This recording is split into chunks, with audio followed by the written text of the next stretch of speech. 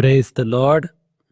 మిత్రులారా, అందరికీ మన ప్రభువైన యేసుక్రీస్తు వారి నామంలో వందనాలు తెలియజేస్తున్నాను. దేవుని యొక్క మహా గొప్ప కృప, ఆయన దయ, మరొక నూతన దినాన్ని దేవుడు మనకు అనుగ్రహించాడు. ఆయన సన్నిధిలోకి రావడానికి, ఆయన సముఖములో కనిపించడానికి, ఆరాధించడానికి, ఆయన వాక్యాన్ని ధ్యానం చేసుకోవడానికి దేవుడు మనకిచ్చినటువంటి గొప్ప అవకాశాన్ని బట్టి దేవునికి నిండైన వందనాలు తెలియజేస్తున్నాను. మిత్రులారా, మరి మనం యాకోబు రాసినటువంటి పత్రిక 4వ అధ్యాయాన్ని పూర్తి చేసుకున్నాము. ఈ దినాన 5వ అధ్యాయం ప్రారంభించబోతున్నాము. యాకోబు రాసినటువంటి పత్రిక 5వ అధ్యాయంలో మొదటి 3 వచనాలను మనం ధ్యానం చేసుకుందాం. ఇదిగో ధనవంతులారా, మీ మీదికి వచ్చడి ఉపద్రవములను గూర్చి ప్రలాపించి ఏడువుడి. మీ ధనము చెడిపోయెను, మీ వస్త్రములు చిమ్మటలు కొట్టిన వాయెను, మీ బంగారమును మీ వెండియు తుప్పు పట్టినవి. వాటి తుప్పు మీ మీద సాక్ష్యముగా ఉండి అగ్ని వలె మీ శరీరములను తినివేయును. అంత్యదినముల యందు ధనము కూర్చుకొంటిరి. మిత్రులారా, ఈ వచనాలను మనము ధ్యానం చేద్దాము. మొట్టమొదటిగా ఈ వచనాల యొక్క చారిత్రక నేపథ్యాన్ని మనం గమనించాలి. యాకోబు గారు ఈ పత్రికను చెదరి ఉన్నటువంటి యూదు క్రైస్తవులకు ఈ పత్రికను వ్రాశారు. అయితే ఆ కాలాల గురించి మనం ఆలోచన చేస్తే, ఆ దినాలలో సంఘంలోనే ఈ యొక్క ధనిక పేద వీరి మధ్య చాలా అంతరాలు ఉండేవి, చాలా వ్యత్యాసం ఉండేది. అయితే మనం ఒక విషయం ఇక్కడ గమనించాలి. ధనవంతులందరినీ కూడా యాకోబు గారు ఖండించటం లేదు. ఈ విషయాన్ని గమనించాలి. ఎవరైతే అక్రమంగా ధన సంపార్జనకు పాల్పడుతున్నారో, లేదా ఎవరైతే దేవుని కన్నా ధనానికే ఎక్కువ ప్రాధాన్యతనిస్తున్నారో వారి విషయమై అటువంటి వారిని ఇక్కడ ఖండించడం జరుగుతుంది. ఈ విషయాన్ని మనం గమనించాలి. ఎందుకంటే నేను మీకు చాలాసార్లు చెప్తూ వచ్చాను కదా, money is a good servant but a bad master.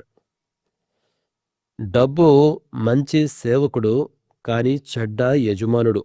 కొంతమందికి అయితే డబ్బు అన్నటువంటిది దేవుని కన్నా ఎక్కువ అన్నమాట. అటువంటి వారిని గురించి ఇక్కడ మాట్లాడుతున్నాడు. ప్రత్యేకంగా అక్రమంగా ధనం సంపాదించినటువంటి వాళ్ళు కానివ్వండి, లేకపోతే దేవుని కన్నా ధనాన్ని ఎక్కువగా ప్రేమించేవారు కానివ్వండి, అటువంటి వారిని యాకోబు గారు ఖండిస్తున్నాడు అన్నటువంటి విషయాన్ని మనం గమనించాలి. మరొక విషయం ఏంటంటే, ఆ రోజుల్లో సంపదను ఎక్కువగా ధాన్యపు రాసులుగా కొట్లలో కూర్చుకోవడం అదొక విధానం అయితే, చాలా విలువైనటువంటి వస్త్రాలను సంపాదించుకోవడం, ధరించటం, తర్వాత విస్తారముగా వెండిని బంగారాన్ని సంపాదించుకోవడం కూడా ఉండేవి. ఇవి విధానాలు అన్నమాట. ధనవంతులు తమ ధనాన్ని ప్రదర్శించే విధానాలలో ఇవి కొన్ని.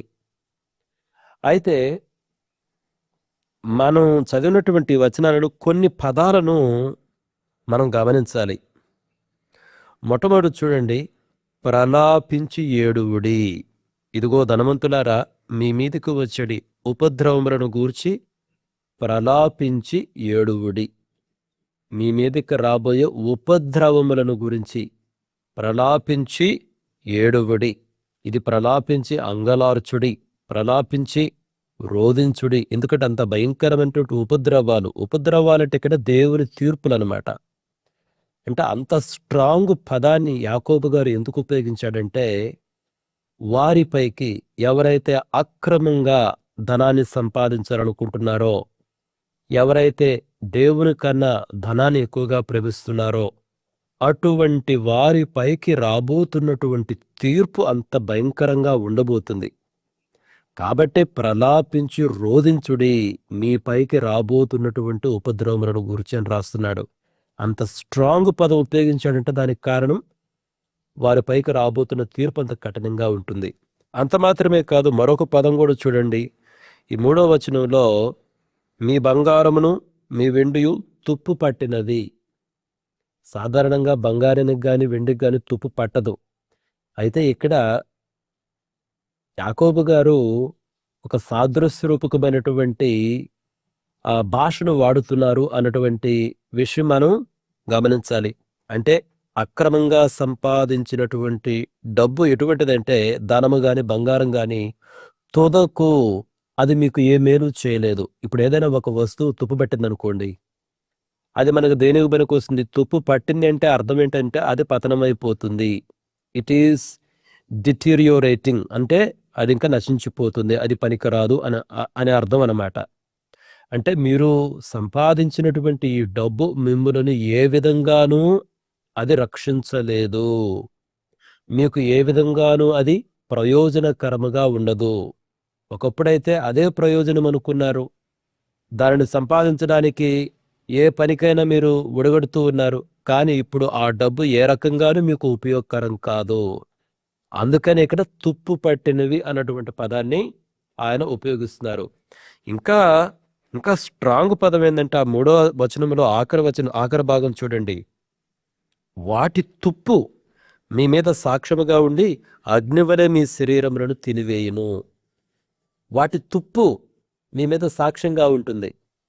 అంటే వాటిని సంపాదించుటలో మీరు చేసినటువంటి అక్రమాలే మీ మీద సాక్ష్యంగా ఉంటాయి. అది అగ్నివలె మీ శరీరములను తినివేయును.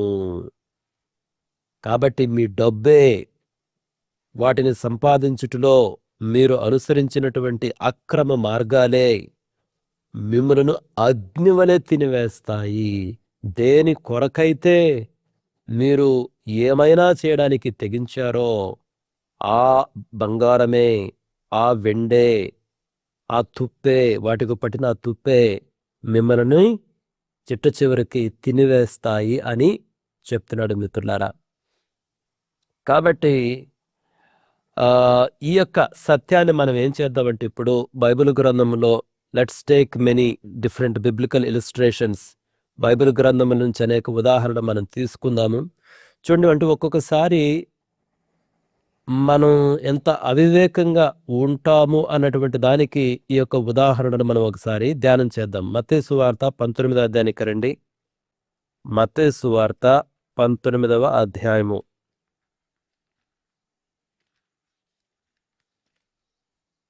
మత్తయి సువార్త 19వ అధ్యాయంలో 16వ వచనం నుంచి నేను చదువుతున్నాను.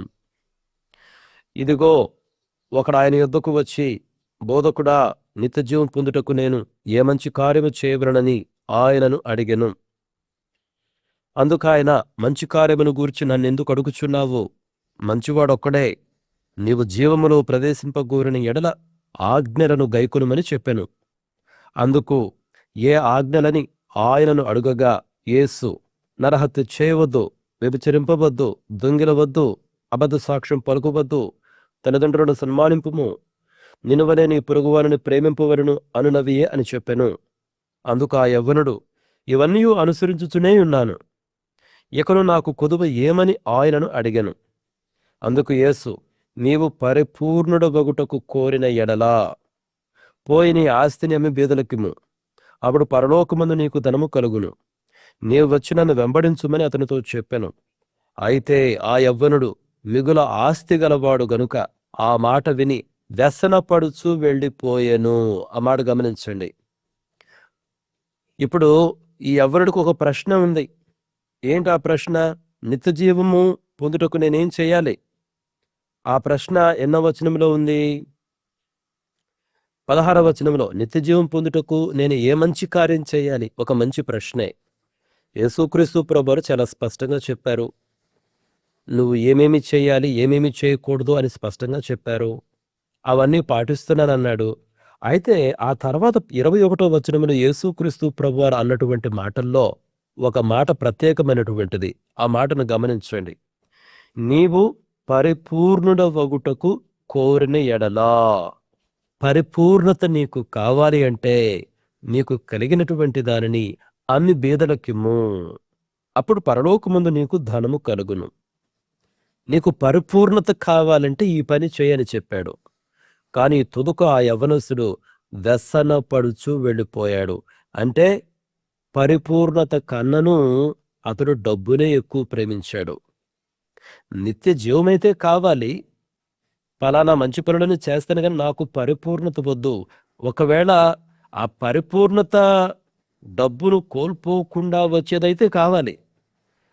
ఒకవేళ డబ్బును వదులుకునే పరిస్థితి అయితే పరిపూర్ణత కూడా నాకు వద్దు, పరలోకములో కూడా ధనము నాకు వద్దు అన్నట్టు ఆ యవ్వనస్తుని యొక్క పరిస్థితి ఉన్నది. మీరు గమనించారా? చాలాసార్లు మన పరిస్థితి కూడా ఇదే విధంగా ఉంటుంది.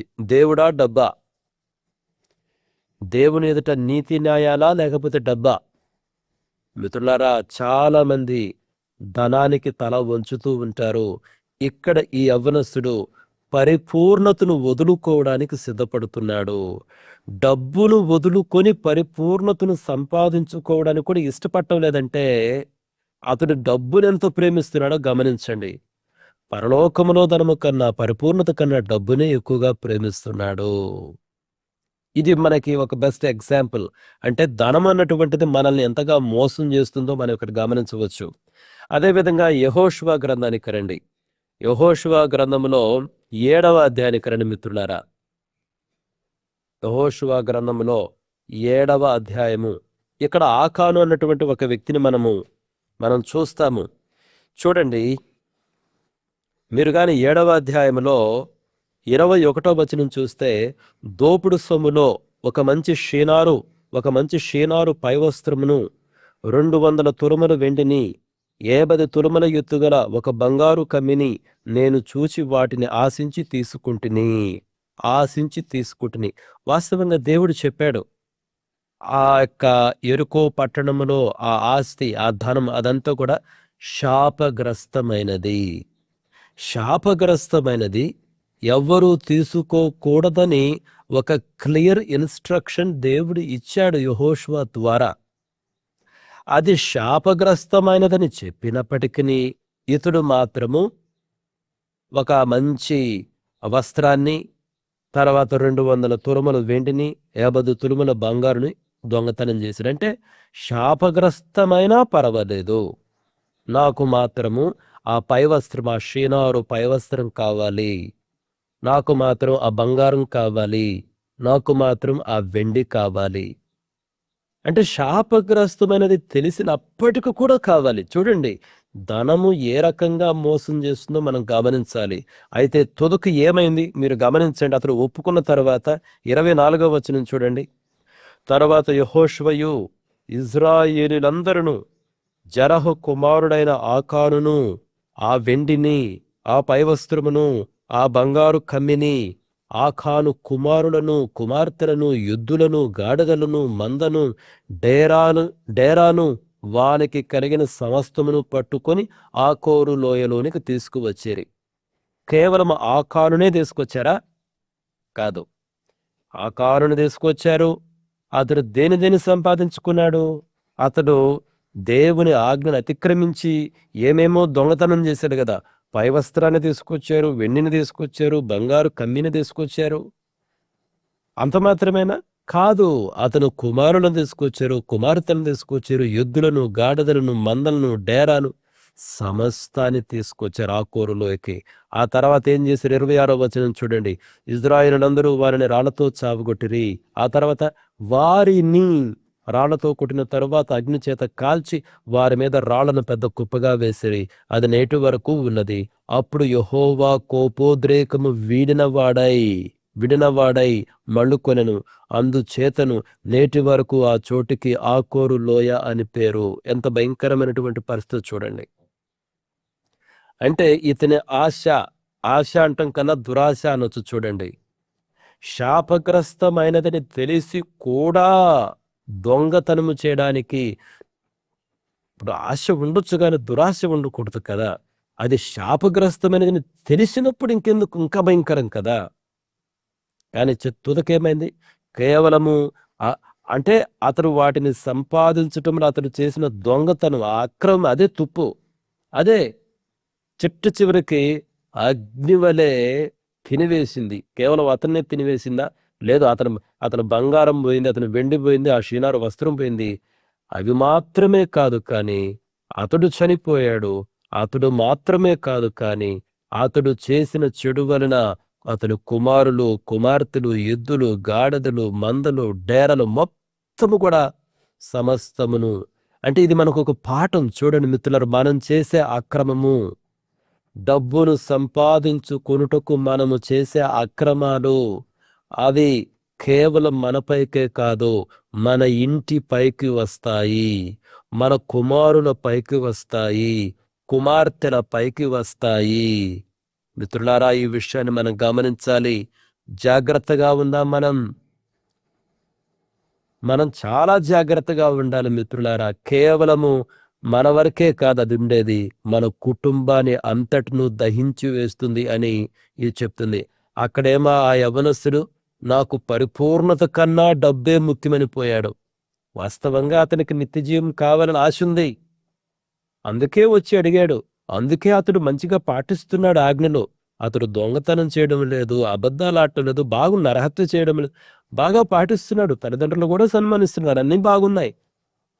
అంటే అతడు నిత్య జీవం పొందుకోవాలని ఆశ ఉంది అతనిలో. కానీ but not at the expense of money. డబ్బును పోగొట్టుకొని నిత్య జీవం అంటే అది నచ్చలేదు అతనికి, అతను రుచించలేదు ఆ యవనస్తుడికి. నిత్య జీవం అయితే కావాలి, కానీ డబ్బును పోగొట్టుకునేంతగా నాకు నిత్య జీవం వద్దు, అది ఆ పరిపూర్ణత కానీ నాకు వద్దు. ఎంత భయంకరమైన పరిస్థితి కదా. అంటే డబ్బు అంటే అంత ప్రీత నీకు? నిత్య జీవము కన్నను, పరిపూర్ణత కన్నను, పరలోకములో ధనము సంపాదించుకొనుట కన్నను ఈ లోకములో ఉన్న డబ్బు అతనికి అంత ప్రీతికరము. అంటే డబ్బే అతనికి దేవుడు ఆ యవనస్తుడికి. ఇక్కడేమో ఈయన చూడండి, అది శాపగ్రస్తమైనదని నీకు తెలుసు, అసలు దొంగతనం తప్పని నీకు తెలుసు, శాపగ్రస్తమైన దానిని దొంగతనంగా తెచ్చుకొని దాచిపెట్టావు. తుదకు ఏమైంది? నువ్వు దేన్నైతే సంపాదించుకున్నావో అది నాశనం అయిపోయింది, నువ్వు నాశనమయ్యావు. అంతవరకు ఆగిందా? నీ కుమారులు, కుమార్తెలు, సంపద అంతా ధ్వంసమైపోయినాయి. ఏమి మేలు? అదే అంటున్నాడు ఇక్కడ యాకోబు గారు, ప్రలాపించుడి, మీరు రోధించుడి, మీరు అంగలార్చుడి. వాటికి పట్టిన తుప్పు, ఆ తుప్పు సాదృశ్య రూపకమైన పదము, ఆ అక్రమము, ఆ అన్యాయము, అదే మిమ్మల్ని తినివేస్తుంది అని చెప్తున్నాడు మిత్రులారా. ఆ తర్వాత మీరు చూడండి, రాజుల 2వ గ్రంథానికి రండి. రాజుల 2వ గ్రంథంలో 5వ అధ్యాయానికి రండి. రాజుల 2వ గ్రంథము 5వ అధ్యాయంలో ఇక్కడ మనకు నయమాను అన్నటువంటి ఒక సిరియనుడు గురించి మనకు తెలుసు, ఎలీషా గురించి తెలుసు, గేహాజీ గురించి తెలుసు. వాస్తవంగా ఈ యొక్క నయమాను తాను స్వస్థతను పొందినప్పుడు ఎలీషాకు కానుక ఇవ్వాలనుకుంటాడు, కానీ ఎలీషా వాటిని తిరస్కరిస్తాడు. చూడండి, మీరు గమనిస్తే 16వ వచనంలో, ఎలీషా, ఎవని సన్నిధిని నేను నిలువబడి ఉన్నానో, ఇజ్రాయేలు దేవుడైన యెహోవా జీవముతోడు నేనేమీ తీసుకొనును అని చెప్పెను. నయమాను అతనిని ఎంతో బతిమాలినను అతడు ఒప్పకపోయెను. నయమాను బతిమాలాడు కానుక తీసుకొనుమని చెప్పి, విస్తారమైనటువంటి కానుకలు తీసుకొచ్చాడు. కానీ ఎలీషా అంటున్నాడు, నేను ఏ దేవుని సన్నిధిలో నిలబడ్డానో ఆ దేవుని జీవము తోడు నాకేమీ వద్దు. అంటే తీసుకోవటం తప్పేం కాదు, కానీ డబ్బుకు వాళ్ళేం బానిసలు కాదు. వాళ్ళ అవసరతలు దేవుడు తీరుస్తాడు అనే ఆ నమ్మకం వాళ్ళకుంది. ఆ డబ్బు వాళ్ళనేమి రక్షించలేదని, పోషించలేదని, అది ఎంత డబ్బు యొక్క స్థానం ఏంటో తెలుసు ఎలీషాకి. కాబట్టి వద్దన్నాడు, వద్దు, యెహోవా జీవంతో నాకు వద్దు అన్నాడు. దేవుని మనిషికి ఉండవలసిన స్వభావం, నేను మరలా చెప్తున్నాను చూడండి, డబ్బు సంపాదించుకోవటం తప్పు కాదు, కానీ దురాశతోటి అన్యాయముగా, అక్రమముగా డబ్బు సంపాదనే పరమ ధ్యేయంగా పెట్టుకోవటము చాలా అది శాపగ్రస్తమైనటువంటి పని మిత్రులారా. ఎలీషా అన్నాడు, నో, యెహోవా జీవము తోడు, no, I'm not going to take anything from you, నేనేం తీసుకోను అన్నాడు. కానీ ఎలీషాకున్న సేవకుడు గేహాజీ ఆశపడ్డాడు. గేహాజీ సరే, నయమాను పోతూ ఉంటే గేహాజీ వెంటపడ్డాడు. ఇప్పుడు ఎలీషా తిరస్కరించాడని తెలుసు, నా యజమానుడు తిరస్కరించాడు అని తెలుసుకున్నవాడు ఎంత జాగ్రత్తగా ఉండాలి. కానీ వెనుకబడిపోయి ఏం చెప్పాడు, ఒక అబద్ధం కూడా చెప్పాడు. ఏం చెప్పాడు? మీరు 22వ వచనంలో తర్వాత చూస్తే ఎలీషా చెప్పినట్టు చెప్తున్నాడు. ఎలీషా ఒక సమాచారం పంపించినట్టు మాట్లాడుతున్నాడు. ఈ నయమానుతోటి ఈ గేహాజీ అంటే ఎలీషా శిష్యుడు, నా యజమానుడే పంపించాడు ఆయన నన్ను. ఎంత భయంకరమైన పరిస్థితి! అంటే డబ్బు ఆశ ఒక మనిషి వ్యక్తిత్వాన్ని ఎంతగా పతనం చేస్తుందో చూడండి. ఆ 22వ వచనంలో చూడండి, నా యజమానుడు నా చేత వర్తమానము పంపి ప్రవక్తల శిష్యులలో 2 యవ్వనులు ఎఫ్రాయిము మన్యము నుండి నా యొద్దకు ఇప్పుడే వచ్చిరు గనుక నీవు వారి కొరకు 2 మణుగుల వెండియు 2 దుస్తుల బట్టలు దయచేయమని సెలవిచ్చుచున్నాడనను. గేహాజీ వెళ్ళి యజమానుడు గురించి అబద్ధం చెప్తున్నాడు, ఎలీషా గురించి. నయమాను నమ్మే ఉండుంటాడు. ఎంత భయంకరమైన పరిస్థితి! ఎఫ్రాయిము నుంచి ఇప్పుడే ఎదురు వచ్చారు శిష్యులు. కాబట్టి 2 మణుగులు వెండి, 2 జతలు బట్టలు, 2 దుస్తులు బట్టలు. అంటే బహుశా ఒక్కొక్క శిష్యుడికి ఒక్కొక్క మణుగు వెండి, ఒక్కొక్క వస్త్రమేమో, జత బట్టలేమో. కానీ నయమాను చూడండి, నయమాను అయితే కృతజ్ఞత ఉన్నాడు. 23వ వచనం, నీకు అనుకూలమైతే రెట్టింపు వెండి తీసుకొని మన బతిమాలి 2 సంచులు 4 మణుగులు వెండి 2 దుస్తుల బట్టలు ఇచ్చి తన పనివారిలో 2 మీద వాటిని వేయగా వారు గేహాజీ ముందర వాటిని మోసుకుని పోయి. నయమాన్ ఏం చేశాడంటే తన దాసులను పిలిచాడు. వాళ్ళ పైన పెట్టాడు, 2 మణుగులు వెండి కాదయ్యా, 4 మణుగులు వెండి ఇస్తాను, తీసుకో. 4 మణుగులు వెండి బట్టలు ఇస్తే ఆ శిష్యులు అంటే నయమాని కింద పనిచేసే ఆ సైనికులు వాళ్ళు మోసుకొని వస్తే గేహాజీ తెచ్చుకొని వచ్చి 24వ వచనం, మెట్ల దగ్గరకు వారు రాగానే వారి యొద్ద నుండి గేహాజీ వాటిని తీసుకొని ఇంటిలో దాచి వారికి సెలవిగా వాళ్ళు వెళ్ళిపోయారు. ఇంటి దాకా వచ్చారు, మోసుకొని ఇంటి దాకా వచ్చారు. అవి తీసుకున్నాడు, ఇది దాచిపెట్టి మీరు బోండి అన్నాడు, వెళ్ళిపోయినాడు. ఇప్పుడు చూడండి 25, అతడు లోపలకు పోయి తన యజమానుని ముందర నిలువుగా ఎలీషా వారిని చూచి, గేహాజీ నీ వెచ్చటి నుండి వచ్చి తను అడిగినందుకు వాడు, నీ దాసుడైనను ఎచ్చటికి పోలేదనను. చూడండి మళ్ళీ ఒక అబద్ధం. మిత్రులారా, డబ్బు అన్నటువంటిది మన ప్రవర్తని అడుగడుగున నాశనం చేస్తుంది. పరిగెత్తుకొని పోయాడు డబ్బు ఆశతోటి. అసలు యజమానుల గురించి అబద్ధం చెప్తున్నాడు. తెచ్చుకొని మళ్ళీ దాచిపెట్టి మళ్ళీ ఇప్పుడు ఎలీషా అడుగుతుంటే ఎక్కడ పోవంటే నేను ఎక్కడికి పోలేదంటున్నాడు నిర్భయంగా. డబ్బు అన్నటువంటిది ఒక వ్యక్తి యొక్క హృదయాన్ని ఎంతగా పతనం చేస్తుందో మనం గమనించాలి మిత్రులారా. చూడండి, అప్పుడు ఎలీషా అన్నాడు, చూడండి 26వ వచనం, అంతటా ఎలీషా వానితో, ఆ మనుష్యుడు తన రథము దిగి నేను ఎదుర్కొనుటకు తిరిగి వచ్చినప్పుడు నా మనసు నీతో కూడా రాలేదా? ద్రవ్యమును, వస్త్రములను, ఒలీవ చెట్ల తోటలను, ద్రాక్ష తోటలను, గొర్రెలను, ఎడ్లను, దాసులను సంపాదించుకున్నట్టుకు ఇది సమయమా? మనం యాకోబు రాసిన పత్రికలు ఏమన్నాడు? అంత్య దినముల యందు మీరు ఈ పనులు చేసిరి. సమయం గురించి మాట్లాడుతున్నాడు యాకోబు. అంటే యాకోబు గారు మరొక మాట అన్నాడు, ఇది సమయమా? మనం ఏ కాలాలలో జీవిస్తున్నాము? మీరు బంగారమును వెండిని సంపాదించుకుంటూ ఇది సమయమా?